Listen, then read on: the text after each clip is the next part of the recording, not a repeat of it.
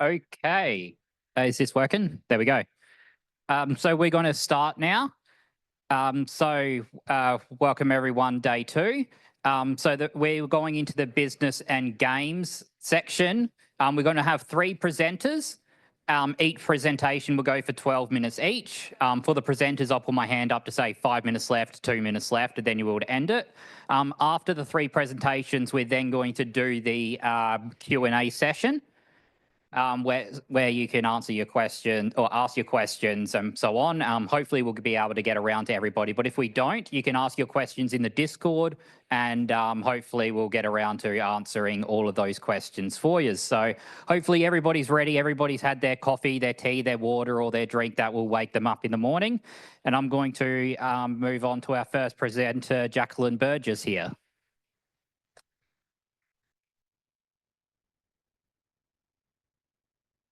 Thank you. Yeah, it's happening. So for those who don't know me, I am Dr. Jacqueline Burgess. I have the privilege of being the DiGRA elected treasurer, and I'm a newly minted senior lecturer at the University of the Sunshine Coast. Oh, thank you. Otherwise known as the marketing and games academic. That's my jam, guys. Some of you have heard my marketing talks before. So we're going in a slightly different direction today. We're exploring effective marketing training for video game developers. Before I continue, I would like to acknowledge that this research was conducted on the lands of the Gubbi Gubbi Cubbi Cubbi people of what is now the Sunshine Coast, the Larrakia people of what is now Darwin, and the Turrbal people of what is now Brisbane. So it's pretty obvious given the title, but I just do want to give a warning. We've got a bit of marketing incoming in this presentation, so kind of buckle up, hold on to your seats. Let's get into this thing.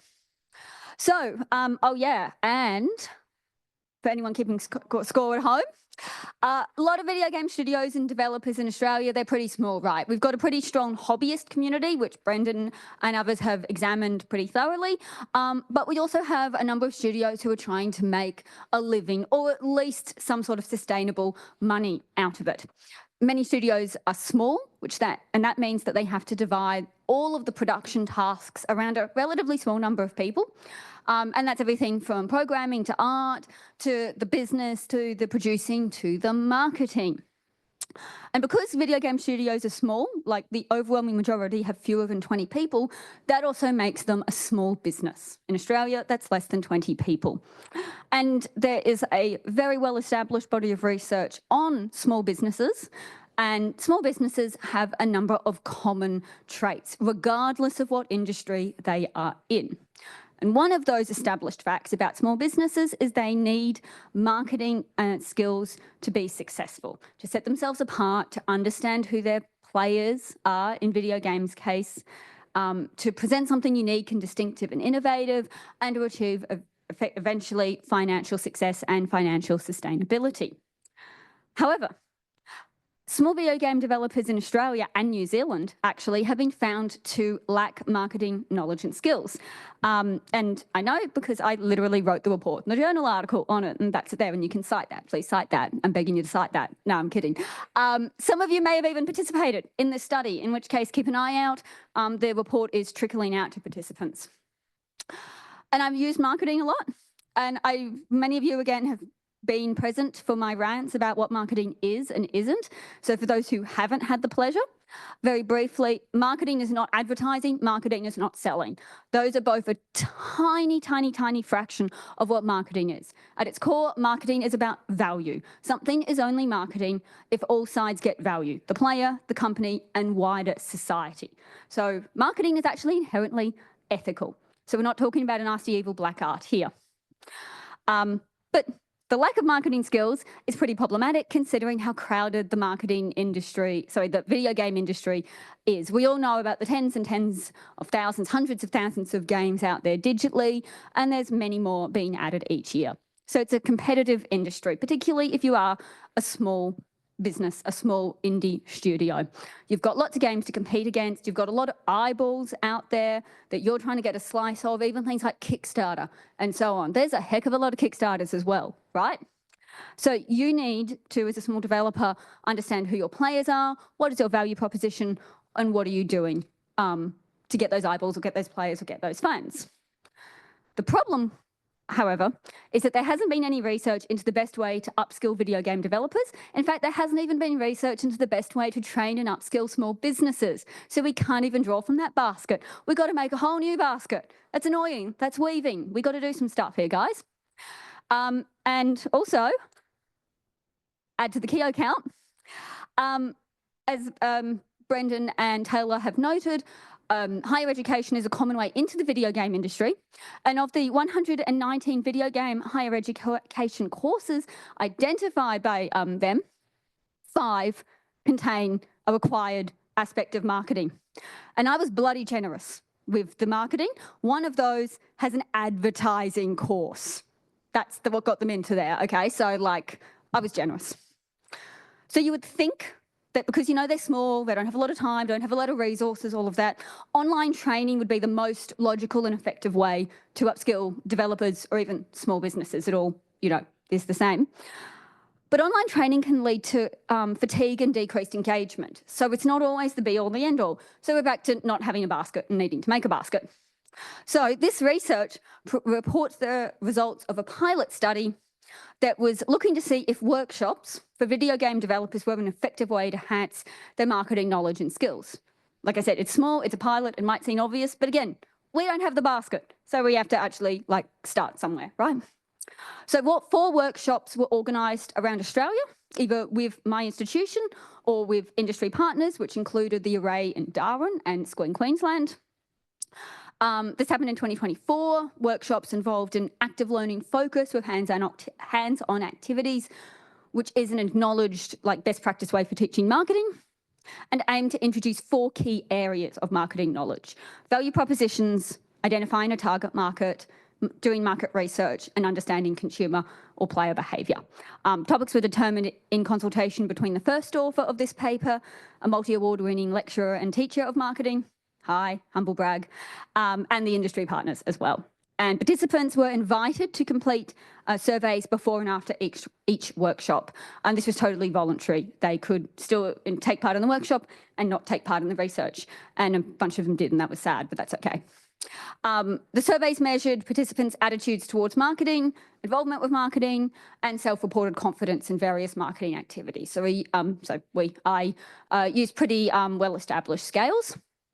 We had 39 usable surveys completed prior to the workshops all put together and 41 done post. So we didn't have a huge amount to be able to match specific participants. That would be something we'd want to do in the future. But we can still look at lump all the pre's and lump all the posts together. 70% of participants were male, 24% female, 6% non-binary or preferred not to say.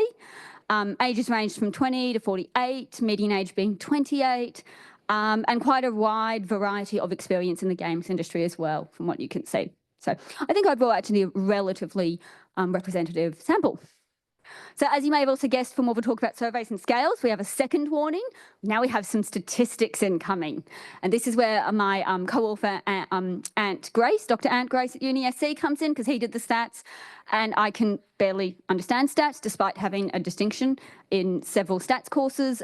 So bear with me. If you have any questions about the stats, I could try to phone him. You know, we'll see how we go. So we use independent sample t-tests compared to mean scores of variables. So what that means basically is we took the pre and we took the post surveys. They were all on a Likert scale of 1 to 5, so that was converted into a number. And then we compared the mean numbers to see what was the difference between each of these scales. So attitude towards marketing was turned into a mean number, involvement with marketing, self-reported, confidence, and so on.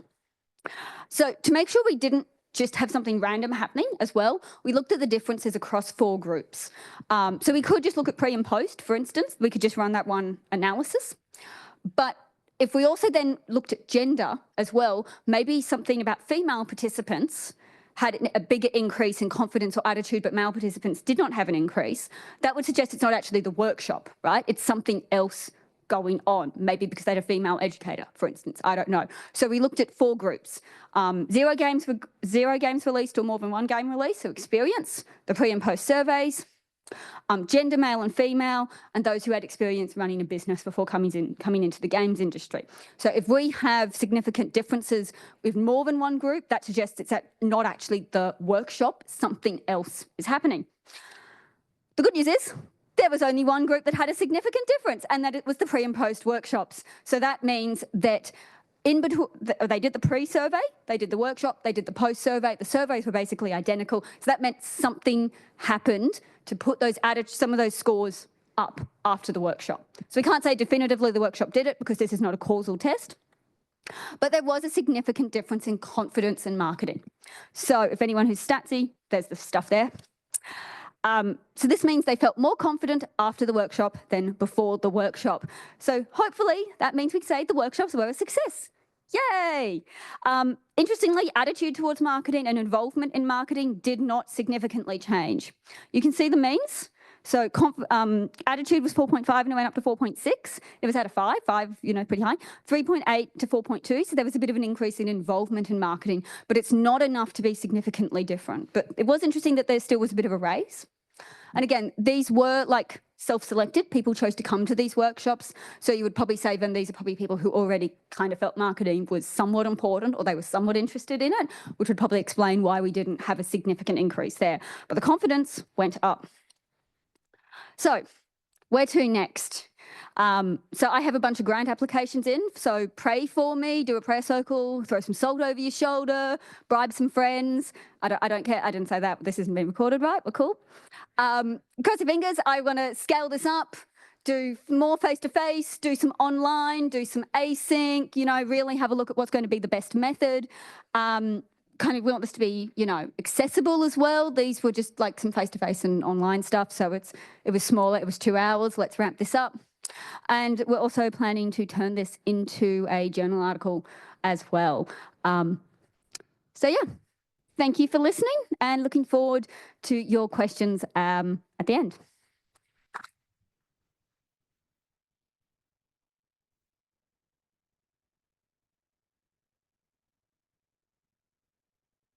Okay, thanks a lot for that. Now to our next presenter, we're going to move on to Dr. Jesse Owens, and we'll get him up just as soon as we find it. Yep, here we go. Jesse Olsen, sorry. Just so used to the names. Okay, so yes, please come on up here and you can get started. Thank you. Thank you. Thanks. I'm Jesse. I'm a senior lecturer of management, so I'm one more person from a business school. I don't think there's a lot of us here. I'm at Melbourne Uni, and before I get started talking about Dungeons and Dragons for employment and work outcomes, I might kind of reflect on a comment. I think Susie made this comment yesterday in an earlier session around how a lot of times we take for granted the fact that our colleagues and coworkers value our interest in games. But a lot of people in the corporate world don't have that around them. In fact, it can be stigmatized. And people are afraid to talk about their interest in video games or Dungeons and Dragons. And this is a big motivator for me, is talking to bosses and people around them to try to get that culture changed. So that's kind of where my work comes from, is not talking to the video game industry or the gaming industry. It's talking to people who are outside of it and telling them how important this is. Just by way of introduction and background, there's not a lot of management research on this. And so we can draw on a lot of the research that we heard about yesterday, actually. In education settings, we know that TTRPGs can boost a lot of these really important skills, right? Language, communication, perspective taking, and so on. And then yesterday in the tabletop session, we heard about counseling settings and how skills and capabilities can be boosted, confidence in social interactions, reduce fears of making mistakes, contribute to better decision making, and so on. And this is all really important. And by the way, the sources I cite, the reference list is the paper that you can download from is in the paper you can download from the program. So you can check that reference list. And what we know over in my side in faculties of business and economics is that these benefits directly relate to work skills critical to performing in the workplace of today and tomorrow. And I'm not just pulling that out of thin air to sell my research idea. there are reports done by industry, by government, by the World Economic Forum, which look at skills that are likely to be important in the workplace of tomorrow. And they list skills like creativity, decision-making, critical thinking, interpersonal skills. Are we surprised? Maybe not, but they are skills that we've identified as important to the workplace. Corporates know this. And if we look at those lists and compare them to these lists, we see a lot of overlap, and that's really important. But we need to make an explicit connection for some folks. And so that's what my research is about. It's about, and it's focusing more on TTRPGs, but we could talk about other games as well. How do experiences with TTRPGs like D&D link to outcomes relating to employment, work, and careers? So there's an explicit discussion about the workplace now. I'm a quantitatively trained researcher stepping into a qualitative world. And what I'm doing is, and this is a work in progress, is talking to people who have experience with TTRPGs, and they're working age adults, experience with TTRPGs, or I play a game with them and then talk to them a few days later. And we talk about their experience in the game. I have questions that I ask them around roles, around how they interacted with others in the game. And then we gravitate toward questions around, do you think that the types of things you're talking about are applicable anywhere else? And generally with that broad question, we get into, among other things, discussions of work. And so it's kind of validating to hear those kinds of things. I'm about 11 interviews in, and I've got 4 or 5 transcriptions done, but I'm going to be leveraging grounded theory, looking for emerging theory-informed themes and explanations for any observed phenomena. There are already some theories that we can draw from over in counseling, education, social psychology, the work on hobbies that we can kind of use to inform how we look at these data. So data collection is ongoing, as I said, but so far it seems to be confirming the importance of teamwork, creativity, and so on. So exactly what the education and counseling people are saying, but when we're talking about work, it's showing up as well. I say previously unexplored themes, but actually these are probably previously unexplored by me.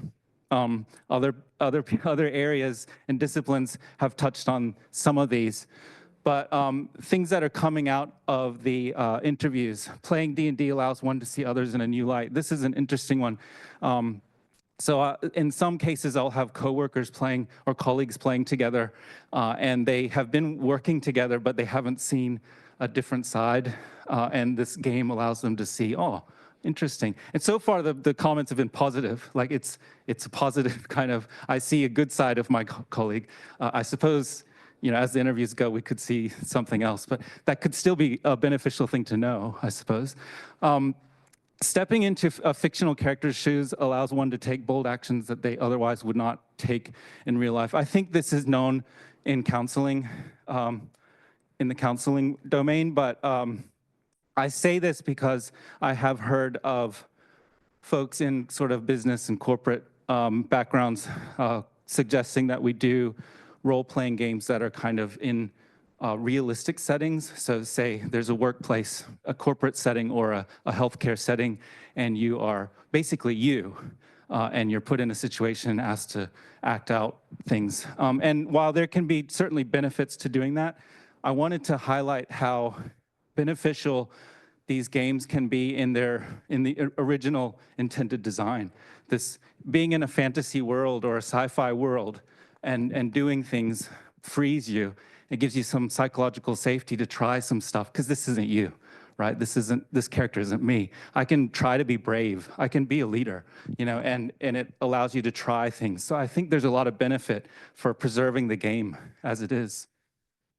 And then one of my participants talked about how skills used in the game are relevant not only to these general interactions with coworkers, but they also potentially are are beneficial with interactions with other stakeholders. And this person specifically mentioned customers. So it could have implications for marketing, training, for example, or education. So these are kind of interesting things. So as to my hopes for contributions, building on literature around extracurricular activities and work outcomes, there is some of that in the management literature. It's important work that I am building on. And then I think we can make some theoretical development around how TTRPGs impact work, maybe via things like, this is one of the ideas that I've been playing with recently, just in my little head. Event schemas or scripts from social psychology. So going back to that idea of playing in a fantasy world, you could have established a schema, an event schema, or a script of how you work with other characters, right? How you achieve goals in a game. Well, couldn't we, maybe as educators, couldn't we help people to translate those scripts into another setting? So you did that there. Can you take that script and run it in a workplace? And potentially give them a new script that they have access to, a new resource. And there are other frameworks we could use. Social identity, I think, has relevance here, self-efficacy, and other things. Practical contributions. So, of course, we want to build evidence to include this in management education, okay? Because I want to play games in class.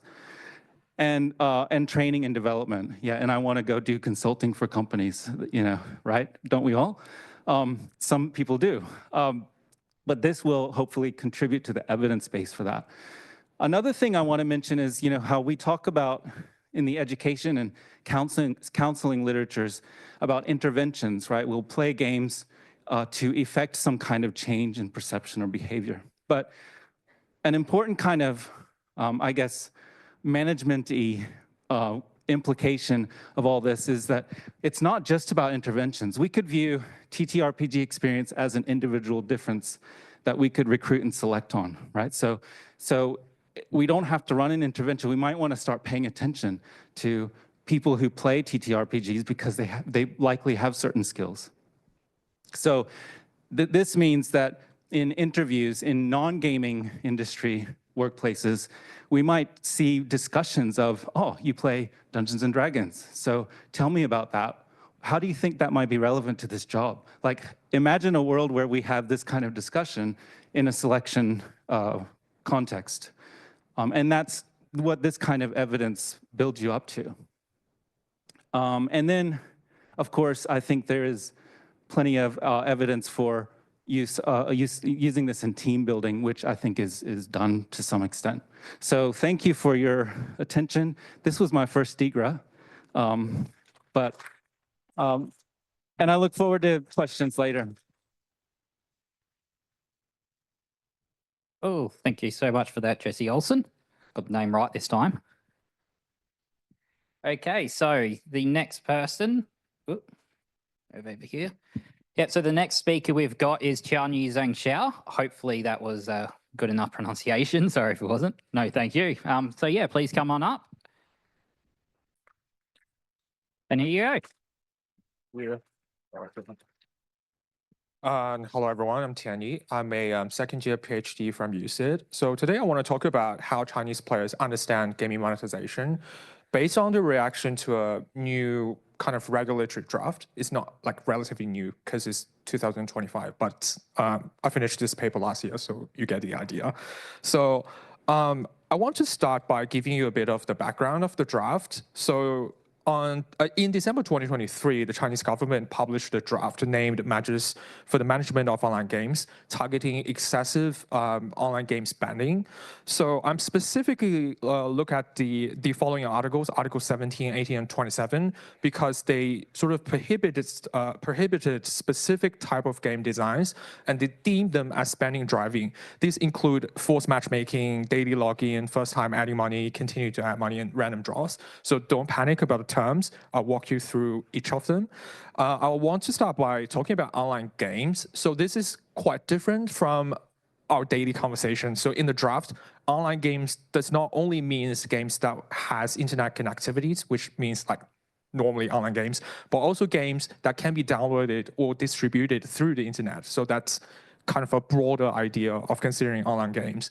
And forced matchmaking is a form of kind of players versus players design, which is quite common in Chinese MMORPG games, where players don't need to have the consent from another players in order to start a duel. So what game companies would often do is that they will offer an option to the loser to help them avoid their death penalty by asking them to pay a small amount of money or consume, some in-game resources to revive their character. And daily login is actually quite straightforward. Players just log into the game and to claim in-game rewards. And first time adding money is when you purchase some sort of like in-game currency, let's call it crystal. So the first time you purchase crystal, you will have like bonuses from the developers. But like when you the second time you purchase the crystal, you will not have the bonus, but you still get like a fair amount of crystals. That's known as the continue spending in the games. And random draws is kind of a chance-based randomized mechanism that is often that is quite often in gacha games. For instance, in Genshin Impact, if you want to have this 5-star rarity Chiori, you have to roll for the character with a possibility of 0.2%, sometimes even lower. So that's really bad. But I guess the discussion of random draw is actually linked to the current trending discussion of loot boxes. And there are definitely a lot of works talking about loot boxes, but I found two strands. There are like two strands of work that are quite relevant with to our today's discussion. The first one is the relationship between the loot boxes and gambling.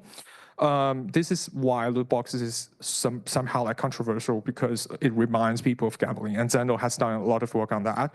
And the other strand is how loot boxes are regulated across the globe, which I would definitely recommend to read some ZhangShao's work, pretty good work there.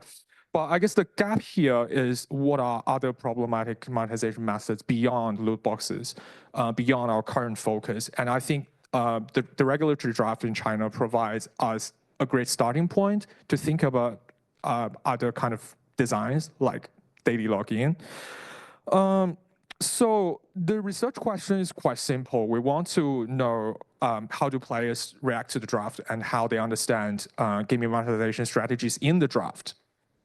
So we do not specifically focus on the draft itself, but rather we view the draft as a form of convening force that enable us to see like the broader Chinese gaming culture.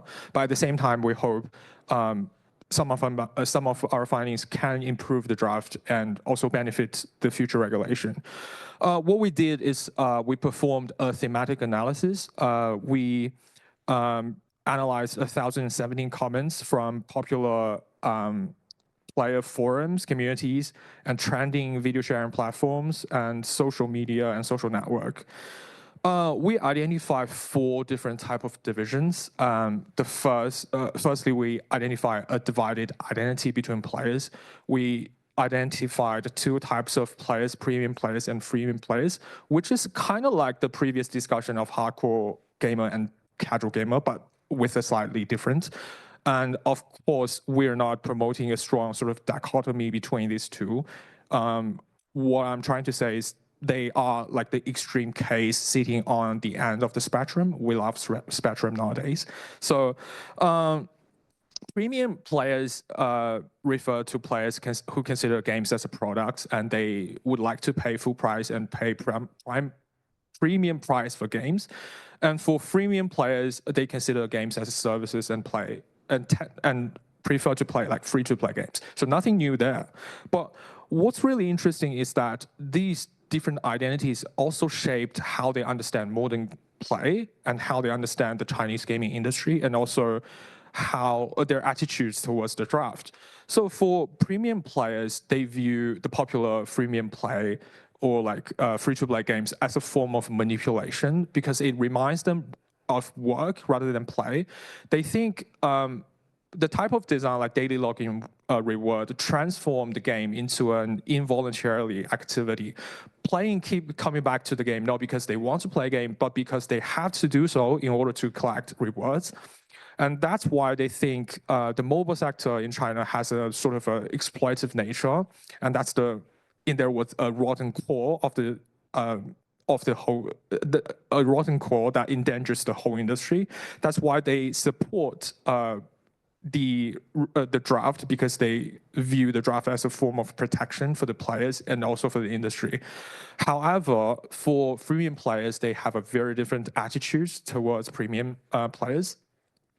Freemium players actually think freemium designs as a form of attractions because they can get rewards without making any financial investments.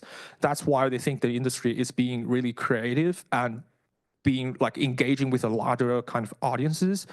And they also have confidence that the success of the mobile sector can radiate and benefit the whole industry in the future. And that's why they oppose the draft, because they think it's a form of overregulation, and the draft will make their current experiences worse. But beyond a simply agree and disagree, we actually found a deeper sentiment between these two groups. For premium players who support the draft, they actually distrust the execution of it because of the previous failure of regulating loot boxes in China. I can talk this later if you're interested. And for freemium players, they oppose the draft, and also they're panicked about it because they sort of think the draft will make their current experiences worse because they have to pay more to get the same amount of rewards that they can get for free nowadays. So what does that tell us? Like, how do we make sense of this division? Here, we actually use Gearon's boundary work theory. Originally, boundary work theory was used to describe how scientific activities were demarcated from other human intellectual activities, such as religions. Gearon's argument was that scientists themselves have ideologies, and they sort of demarcated science from other activities in favor of their ideology. So to apply that theory here, we argue that none of the monetization designs or strategies mentioned in the draft is inherently ethical or unethical. It becomes unethical when it doesn't fit with players' ideology. So players actually formed an ontological boundary around play and an axiological boundary around the industry and a normative boundary about the regulation. And these three boundaries consolidate the ideological boundary and creates two types of identities. So the question now becomes to how do we regulate online game monetization properly? And there's definitely not a simple answer for that, but we try to make some suggestions on that matter. So the first suggestion we have is to reconsider a hard ban. This is because a hard ban never really works. If you're familiar with the situation in Belgium, Belgium tried to ban loot box completely, but Belgians players just simply switch to another app store and continue to play games with loot boxes. And I doubt this might be also the case for Australian social media ban. Like, people will always find a way to get around the ban. That leads to our second recommendation. We recommend to avoid a sort of a one-size-fits-all approach, because a good law should protect as many people as possible. And I think the regulator should definitely understand the nuance between different player groups. And our work in this sense provides an insight to help the regulators to find the middle point between these two groups and to find their needs and to sort of help them to protect more people. And also the third recommendation is there are potential loopholes in the draft. One of the interesting things that we observed from our data is that players themselves started to brainstorm strategies that can bypass the law on behalf of companies. So companies were even making any efforts on that, but players themselves don't really have that confidence that the draft will be a success. So the language used this also relates to the previous failure of the loot box, of regulating loot boxes in China. Like China regulates loot boxes, but the companies was like, we're not offering you a box, we're offering you a pack of cards, we're offering you, so that's not technically a box. So it's bullshit, but it works. So the language use is definitely a very important aspect in that sense, but because we're not legal scholars and we do not consider ourselves to be legal scholars, so we don't make any specific suggestions for wording, but language is definitely an area that's really important and needs to be focused in the future in future's official regulation. And I guess that's the end of my presentation. And I'm currently need to find a home for this paper. So if any one of you need know any journals that might be interested in this one, please reach out to me. I'm begging you. Other than games and culture, I got rejected. I'm not proud of it, but yeah, that's all right. Not keen, but like, yeah, that's the end of my presentation. Thanks for your time. You want to stay up here? Okay, thank you for that. So we're going to move on to the Q&As now. Can I please grab Jesse Olsen back up here and Jacqueline Burgess? Okay, let's grab this other mic. Hopefully that's working. Yep, cool. There you go. So do we have any questions? One over here. Thank you. Question for Jesse. If we consider the spectrum of TTRPGs between like really light rules, almost improv games, theater games, all the way to super heavy rules, were there any considerations for those dimensions when selecting Dungeons and Dragons, or are you aware of discussions that take into account that kind of balance between what's appropriate for each context? Great question. Yeah, so I know Dungeons and Dragons, and I really just wanted to get started. But what I have, because I'm playing many times with first timers for this study, and but everybody's heard of it. So there's also a selling point. Hey, do you want to do a study? We're going to play Dungeons and Dragons. But I found online, and I could probably find it again if somebody's curious, like a character sheet for kids. And it's like color coded and stuff. So I can say, look at the blue section, your armor class is there. What is your armor, like that kind of thing. And there's like no ability scores, it's just the modifiers, it's simplified. So I kind of simplified it. And I also, there was some trial and error, like with the first session, I tried to do like, I was pretty strict on the rules, which is not great, like opportunity attacks. I don't know if you know what I'm talking about, but then I relaxed that kind of stuff. If you wanted to hit somebody and run away, it's, whatever. And plus there actually, it was, and I did use an established adventure, The Lost Mines of Phandelver, just the first part modified. And you have to strip a lot of stuff away because it's a one shot. So yeah, it was D&D, but it was D&D light. But I might consider in the future something else like Index Card RPG or some other even lighter version of it. Yeah, thanks. Thank you. Okay, any other questions over here? I have a question for Jackie. In the marketing training that you did you find, I suppose your participants had the opportunity to invent marketing targets. Did you find that they came up with really out-of-the-box marketing targets? Great question. And no, but not in that way. They actually didn't really come up with targets. It was all quite new to them. So they were just getting their minds around, like, what is this market research tool? How do we do market research? Like, what is a brand and how do we start to actually construct a brand? Where do we actually go to find information about who might be our players, our target market? So, because these were only like 2-hour workshops, they didn't actually get much further than kind of understanding, analysing, and then were able to take that away. So that's what I'm hoping to do with some funding to make this a much more in-depth and detailed and extensive. Okay. Any other questions? Over here.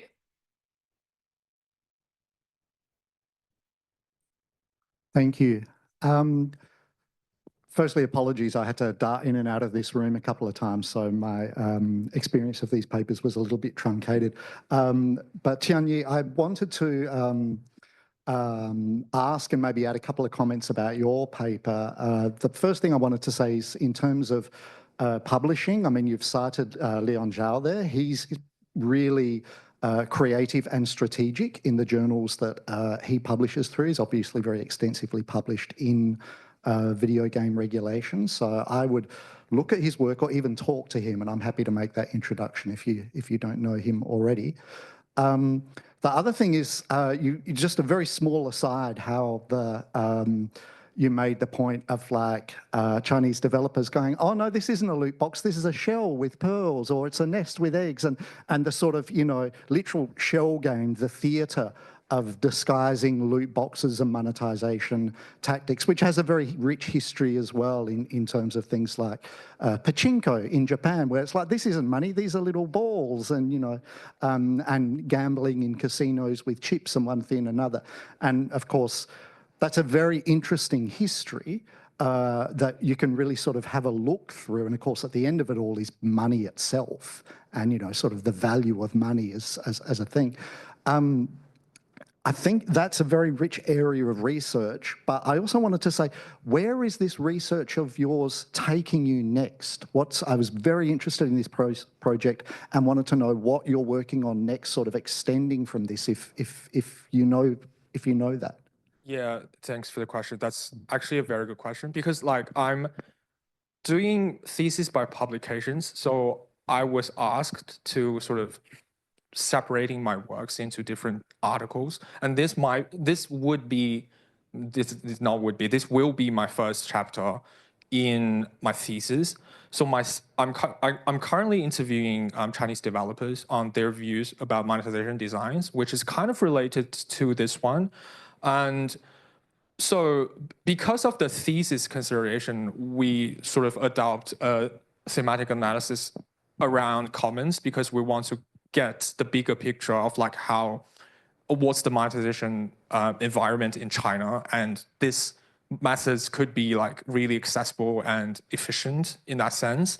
So yeah, the following research will be focused on the Chinese developers, how they design, who is in charge of the monetization design, how they view their monetizations, and is there like any kind of ethical concerns or things like that. So basically getting words from developers. And the third one could be a kind of to think how like monetization is reported in Chinese media. So that's another one. That's the current plan of like the trilogy of the thesis chapter. But like I might change them along the way. So I don't know, but that's a really good question. Thank you. Hey, I've got another question here. I've been trying to think about how to word this, so I'm really bad at like, this is particularly for, I'm really sorry if I get your name wrong, Tianyi. What is your opinion on not only just the Chinese market of monetization, particularly for gacha games, as we like call it, but also that being embraced by other companies such as Riot Games and like the larger community of just the loot box system being implemented in not only just the Chinese market, but also the wider like community of like the world, basically? Yes, that's a good question, and thanks for the question. And I guess Mark Johnson, Dr. Mark Johnson has a really great paper called A Gambling Turn of the kind of game industry. Well, loot box is basically sort of, I don't know, in China it's sort of normalized because we grow up in that environment, and I guess we got some of the influence from Japan, as Hugh just added. And ZhangShao actually did another work to sort of compare the difference between Chinese players using loot boxes and Australian players using loot boxes. He actually found that Australia has a relatively lower kind of percentage of games that contain loot boxes. But however, Australian players are more likely to link to problematic gambling compared to Chinese players. So there's definitely kind of culture factors or like playing habits there. So I guess for me, I guess loot boxes is an irreversible turn. Like we already at this stage, it's really hard to get loot boxes out of our way nowadays. But at the same time, I kind of feel like it really depends on the contexts and really depends on the local gaming culture. So it's a case-by-case kind of thing, and that's what makes loot box tricky and also worth of our attention to research. I hope that answers your question. Yeah, thank you. Okay, another question. Thanks all. A really interesting session. I have a cheeky question for Jacqueline. Hit me, Brendan, hit me. It was really cool to kind of see the data set that Taylor and I put together, mostly Taylor. And thank you for sending that to me as well. Yeah, and if anyone else wants that spreadsheet, just ask for it. I guess like, as many of us know, teaching in higher education, like you have so few units to fit everything in. So I guess having looked at the data set, I guess what do you think is overrepresented in game design teaching that should be removed to fit marketing in? Well, Brendan, you should have given me a heads up when I was analysing the data set because I was only looking for marketing. It kind of goes back to, I can't remember who said this, it was in one of the education tracks yesterday, there was that tension, someone mentioned the tension between like industry expectations of higher education, game degrees, how industry wants like practical stuff in it, and a lot of the, there's a lot of like, well, I don't know a lot, but then there's like the theory and the media studies that's taught in there, which isn't seen maybe by industry to be as practical. And I'm not saying that, I'm repeating the argument that was put forward the other day. I don't know necessarily if you need to stick in marketing by itself as well. I think I don't know where you would put it in. If anyone wants to like hire me as a consultant to come and analyse your game degree, let me know. I am a program coordinator and I just wrote a 150-page report, God help me. I think what's missing is some sort of general business and maybe industry course as well. So like, for instance, if you're invoicing freelancers or contractors or whatever, does everyone know how to use Xero? That's like the main kind of industry accounting, platform and so on. Does anyone know how to write a position description and what are good interview questions if you're wanting to hire someone? And that was actually something, I think I mentioned this last year, but with the marketing research I did, one of the big issues isn't just the developers not being able to market because they don't know enough about marketing. They don't know who to hire to do it. And if they get the wrong person, it can either set them back, and some developers did have the wrong person doing shitty marketing, or they hire a good person who then spends 6 months actually teaching them marketing, which is chewing up again time and resources. So you've got marketing, you've got HR, we've got a little bit of project management. Maybe you could pull a little bit of project management and put it into an industry course. You got marketing, even the things with like loot boxes, changes, laws, regulations, that kind of stuff. Like that could be a nice package. And you could then bring in guest lectures. Most of your universities, I would imagine, would have good management and marketing kind of departments. So you don't have to reinvent the wheel. Call them and make them do some of it for you. Again, call me and then pay me. Oh, I'll just do it for free, actually. Who am I kidding? Really good advice there. Sometimes you just don't know where to start, and marketing's no different. I've got another question down here. I do have questions for each of you, but I'll just do the one. Changi, for you, one of the comments you made, and I also want to interrogate a bit of the question here about not being able to put loot boxes sort of back in the bottle. You said that one of the barriers is that players don't want to lose the bonuses that they will get for first purchase. I'm hearing this assumption that that design is static and that the monetization thing is going to change on the back of it, but current design is influenced by the monetization outcome. Are you investigating, or do you have any information on how the draft may affect back into the design process and how that may change what outcomes people are playing? Yeah, that's a very good question. I actually because this is my again, first chapter of my thesis. So when I did my interviews with the Chinese developers, I actually mentioned this draft, and they were like, yeah, we know it. It's a completely kind of draft from the outside perspective is not going to affect our businesses, because like they said, you know, if the government ban this type of designs, they don't want players to have login rewards, we'll just remove them. So it's not on us, it's on players. So they don't really care about it. And even if, and I was like, what if like the draft can officially be turned into a regulation? And they'll be like, yeah, we found our ways. So actually that example was from my current interview. They would be like, there are a lot of ways to bypass the regulation, playing with words and all that. So I'm pretty pessimistic about like how to regulate them effectively in a way, because like the industry people, they don't think it's a problem. I'm not like attacking the industry people, they have their position and I respect that. But like they don't think it's a problem because they think it's a marketing choice. And the government should not take that away from the company. They should sort of put the power into players, let them choose whether they want to purchase. So from the industry's perspective, they have a pretty negative response to that draft. And I don't think they care about it as well. But you know, they have their point, and yeah, respect that. So that's all I can give to you right now. Hope that answers your question. Yeah. It's nice. Yeah, Okay, so we've got time for one more question just down here. Probably a follow-up question to Tianyi. Yep. I want to ask about what are the odds that the game publishers in China, they try to perhaps market loot boxes and all that sorts from something negative into something more positive, maybe like collaborating with other brands, other companies to promote loot boxes. Perhaps they, you know, like they package it as something that is fun or something like that, just in a way to try to what might be like a hurt the opinions of gamers and the government, probably from seeing it as something bad into something that is more acceptable. What's the industry's actions on that? Thank you. That's a good question. I can only tell you my assumption because I haven't done anything on that.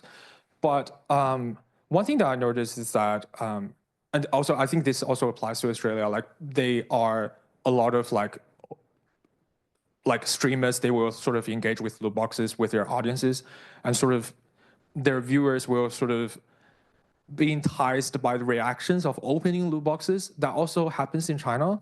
So the difference, I guess, is that sometimes the Chinese streamers, they will ask account from their fans. So they sort of open loot boxes for their fans, and it becomes a game out of a game.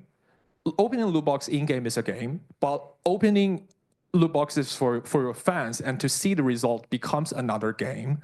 So, you know, it's that could be really positive in a way that, you know, someone, if the streamer got 2 rare characters within 10 pulls, like the whole, like their viewers were sending gifts to the streamer. So that's this kind of positive to the streamer, but not necessarily for the game and also, you know, the players.